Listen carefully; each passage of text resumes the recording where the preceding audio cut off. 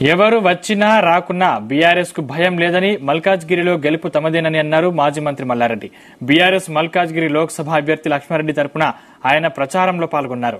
లోక్సభ పరిధిలో అన్ని సెగ్మెంట్లో బీఆర్ఎస్ గెలిచిందని, కాంగ్రెస్ బీజేపీలకు బూత్ లో కూర్చునేందుకు కూడా మనుషులు లేరని అన్నారు మల్లారెడ్డి.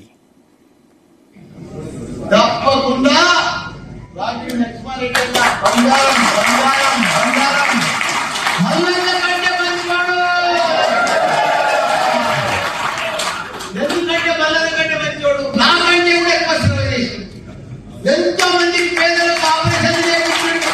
ఒక 20 సంవత్సరాల సేవ చేస్తున్నాడు.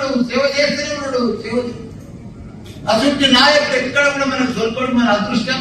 మనకి ఇంత మంచి ఎంపీ అకౌంట్ మనకు దొరకడం మన అందరి అదృష్టం. ఉగాదికి ఎంపీల 7 నియోజకవర్గం 7 ఎమ్మెల్యేలు మనతో ఉన్నారు.